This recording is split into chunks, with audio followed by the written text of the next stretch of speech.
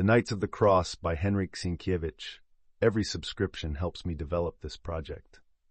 Chapter 25. Zbyszko had left Bogdaniec with a sad heart indeed. In the first place, he felt strange without his uncle, from whom he had never been separated before, and to whom he was so accustomed that he did not know how he would get along without him during the journey, as well as in the war.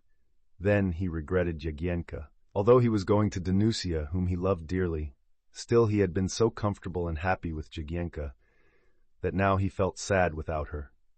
He was surprised himself at his grief, and even somewhat alarmed about it. He would not have minded if he longed for Jagiełło only as a brother longs for a sister, but he noticed that he longed to embrace her, to put her on horseback, to carry her over the brooks, to wring the water from her tress, to wander with her in the forest, to gaze at her, and to converse with her. He was so accustomed to doing all this, and it was so pleasant, that when he began to think about it, he forgot that he was going on a long journey to Missouri. Instead of that, he remembered the moment when Jagiełło helped him in the forest, when he was struggling with the bear. It seemed to him as though it happened only yesterday, also as though it were only yesterday when they went to the Odstany lake for beavers. Then he recalled how beautifully she was dressed when going to church in Kresnia, and how surprised he was that such a simple girl should appear like the daughter of a mighty lord. All these thoughts filled his heart with uneasiness, sweetness, and sadness. Had I only bid her goodbye, he said to himself, perhaps I would feel easier now. Finally, he became afraid of these reminiscences, and he shook them from his mind like dry snow from his mantle. I am going to Danusia, to my dearest, he said to himself. He noticed that this was a more holy love. Gradually his feet grew colder in the stirrups, and the cold wind cooled his blood. All his thoughts now turned to Danusia Girondowna. He belonged to her without any doubt, but for her he would have been beheaded on the Krakowski Square. When she said in the presence of the knights and burghers, "He is mine," she rescued him from the hands of the executioners. From that time he belonged to her as a slave to his master. Giron's opposition was useless. She alone could drive him away, and even then he would not go far, because he was bound by his vow. He imagined, however, that she would not drive him away, but rather that she would follow him from the Mazowiecki court, even to the end of the world. Then he began to praise her to himself to Jagiełło's disadvantage, as if it were her fault that temptations assailed him and his heart was divided. Now he forgot that Jagiełło cured old Mako. He forgot that without her help, the bear would have torn him to pieces, and he became enraged with her, hoping in this way to please Danusia and to justify himself in his own eyes. At this moment the Czech Chloa, sent by Jagiełło, arrived, leading a horse. "Be blessed," said he, with a low bow. Zbyszko had seen him once or twice in Zgorzelce, but he did not recognize him. Therefore he said, "Be blessed for ages and ages. Who are you?" "Your servant, famous lord." "What do you mean? These are my servants," said Zbyszko, pointing to the 2 Turks, given to him by Sulimchik Zawisza, and to 2 sturdy men who, sitting on horseback, were leading the night stallions. "These are mine. Who sent you?" "Panna Jagiełło Zakona of Zgorzelce." "Panna Jagiełło?" A while ago Zbyszko had been angry with her, and his heart was still full of wrath. Therefore he said, "Return home and thank the Panna for the favor. I do not want you." But the Czech shook his head. "I cannot return. They have given me to you. Besides that, I have sworn to serve you until death. If they gave you to me, then you are my servant. Yours, sir. Then I command you to return. I have sworn, although I am a prisoner from Boleslawiec and a poor boy, still I am a Wodiczka." Zbyszko became angry. "Go away. What, are you going to serve me against my will?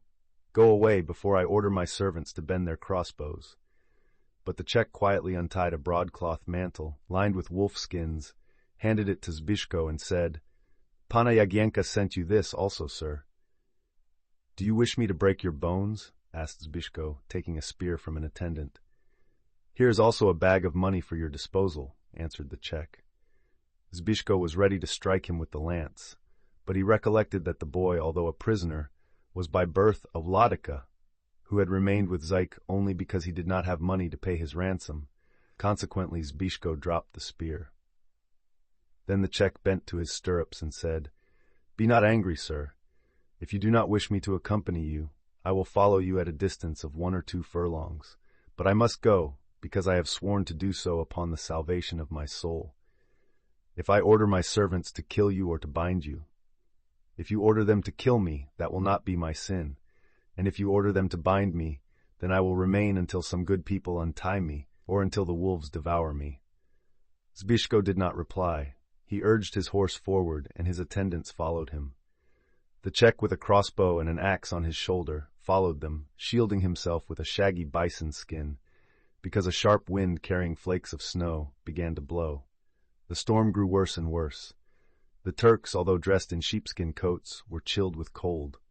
Zbyszko himself, not being dressed very warmly, glanced several times at the mantle lined with wolf fur, which Hlawa had brought him. After a while, he told one of the Turks to give it to him. Having wrapped himself with it carefully, he felt a warmth spreading all over his body. He covered his eyes and the greater part of his face with the hood of the mantle, so that the wind did not annoy him any more. Then, involuntarily, he thought how good Jagiełło had been to him. He reined in his horse, called the Czech, and asked him about her, and about everything that had happened in Zgorzelec. "Does Zyk know that the Pana sent you to me?" he said. "He knows it," answered Hlawa. "Was he not opposed to it?" "He was." "Tell me then all about it." The Pan was walking in the room, and the Pana followed him. He shouted, but the Panienka said nothing, but when he turned toward her, she kneeled but did not utter one word. Finally the Panisko said, "Have you become deaf, that you do not answer my questions? Speak then, perhaps I will consent." Then the Pana understood that she could do as she wished and began to thank him. The Pan reproached her because she had persuaded him and complained that he must always do as she wished. Finally he said, "Promise me that you will not go secretly to bid him goodbye. Then I will consent, but not otherwise." Then the Panienka became very sorrowful, but she promised. The Pan was satisfied, because the abbot and he were both afraid that she would see you. Well, that was not the end of it. Afterward the Pana wanted to send 2 horses, but the Pan would not consent. The Pana wanted to send a wolf skin and a bag of money, but the Pan refused. His refusal did not amount to anything, however. If she wanted to set the house on fire, the Panisko would finally consent.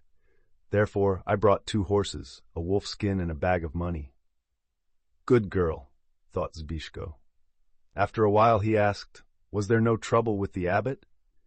The Czech, an intelligent attendant, who understood what happened around him, smiled and answered. They were both careful to keep everything secret from the abbot. I do not know what happened when he learned about it, after I left Zgorzelec. Sometimes he shouts at the Panienka, but afterward he watches her to see if he did not wrong her. I saw him myself one time after he had scolded her, go to his chest and bring out such a beautiful chain that one could not get a better one even in Krakow and give it to her. She will manage the abbot also, because her own father does not love her any more than he does.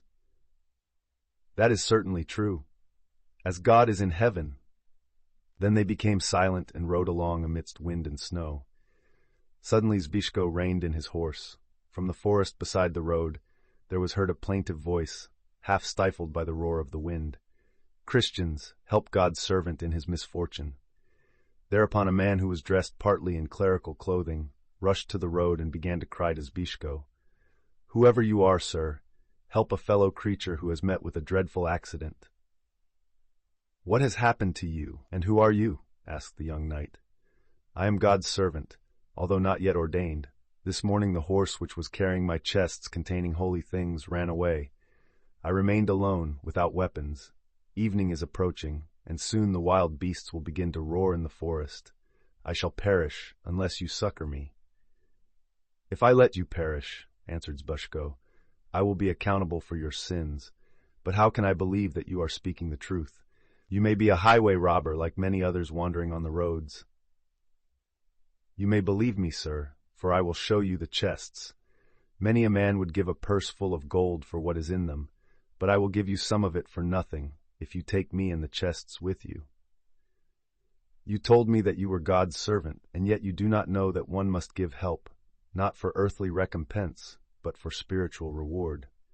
But how is it that you have the chests now, if the horse carried them away?" The wolves devoured the horse in the forest, but the chests remained. I brought them to the road, and then waited for mercy and help. Wishing to prove that he was speaking the truth, he pointed to 2 chests made of leather, lying under a pine tree.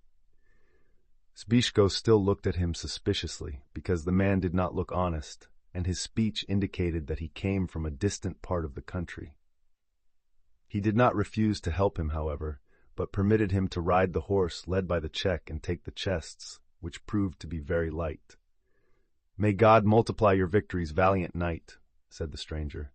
Then, seeing Zbyszko's youthful face, he added softly, "and the hairs of your beard also." He rode beside the Czech. For a time they could not talk, because a strong wind was blowing and roaring in the forest, but when it decreased, Zbyszko heard the following conversation behind him. "I don't deny that you were in Rome, but you look like a beer drunkard," said the Czech. "Look out for eternal damnation," answered the stranger. "You are talking to a man who last Easter ate hard-boiled eggs with the Holy Father. Don't speak to me in such cold weather about beer, but if you have a flask of wine with you, then give me 2 or 3 swallows of it, and I will pardon you a month of purgatory. You have not been ordained, I heard you say you had not. How then can you grant me pardon for a month of purgatory? I have not received ordination, but I have my head shaved because I received permission for that. Beside, I am carrying indulgences and relics." "In the chests?" asked the Czech. "Yes, in the chests. If you saw all I have there, you would fall on your face, not only you, but all the pines in the forest and all the wild beasts." But the Czech, being an intelligent and experienced attendant, looked suspiciously at this peddler of indulgences and said, "The wolves devoured your horse?" "Yes, they devoured him, because they are the devil's relatives. If you have any wine, give me some. Although the wind has ceased, yet I am frozen, having sat by the road so long." The Czech would not give him any wine, and they rode along silently until the stranger began to ask, "Where are you going?" "Far. At first to Sierads." "Are you going with us?" "I must. I will sleep in the stable, and perhaps tomorrow this pious knight will give me a present of a horse. Then I will go further." "Where are you from?" "From under Prussian lords, not far from Marienburg." Having heard this, Zbyszko turned and motioned to the stranger to come nearer to him. "Did you come from Marienburg?" said he. "Yes, sir." "But are you a German? You speak our language very well. What is your name?" "I am a German, and they call me Sanderus. I speak your language well because I was born in Torin, where everybody speaks that language. Then I lived in Marienburg, and there it is the same." "Bah! Even the brothers of the order understand your language." "How long since you left Marienburg?" "I was in the Holy Land, then in Constantinople and in Rome. Thence through France I came to Marienburg, and from there I was going to Mazowsze, carrying the holy relics which pious Christians buy willingly for the salvation of their souls." "Have you been in Plock or in Warszawa?" "I was in both cities. May God give good health to both of the princesses."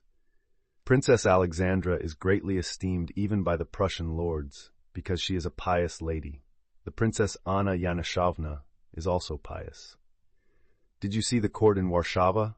"I did not see it in Warszawa, but in Ciechanów, where both the princesses received me hospitably and gave me munificent presents, as God's servant deserves to receive.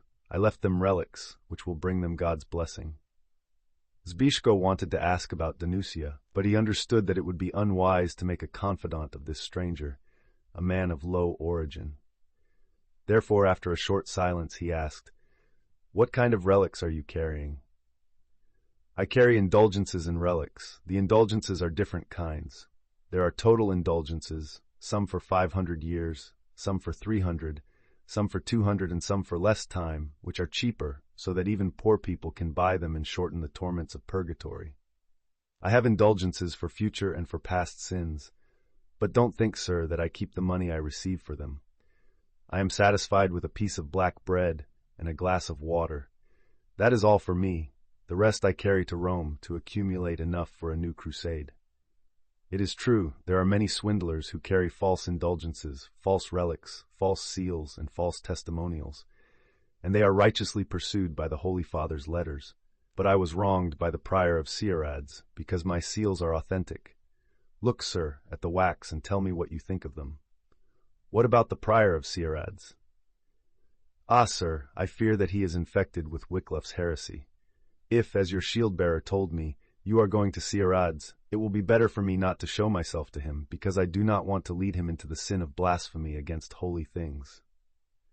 This means, speaking frankly, that he thinks that you are a swindler. If the question were about myself, I would pardon him for the sake of brotherly love, but he has blasphemed against my holy wares, for which, I am very much afraid, he will be eternally damned. What kind of holy wares have you? It is not right to talk about them with covered head, but this time, having many indulgences ready, I give you, sir, permission to keep your cowl on, because the wind is blowing again. For that you will buy an indulgence, and the sin will not be counted against you. What have I not? I have a hoof of the ass on which the Holy Family rode during the flight into Egypt. It was found near the pyramids. The King of Aragon offered me 50 ducats for it. I have a feather from the wings of the Archangel Gabriel, which he dropped during the Annunciation. I have the heads of 2 quails, sent to the Israelites in the desert. I have the oil in which the heathen wanted to fry St. John, a step of the ladder about which Jacob dreamed, the tears of St. Mary of Egypt, and some rust of St. Peter's keys. But I cannot mention any more. I am very cold, and your shield-bearer would not give me any wine. Those are great relics, if they are authentic, said Zbyszko. If they are authentic, take the spear from your attendant and aim it, because the devil is near and brings such thoughts to you. Hold him, sir, at the length of the spear. If you do not wish to bring some misfortune on yourself, then buy an indulgence from me. Otherwise, within 3 weeks, somebody whom you love will die.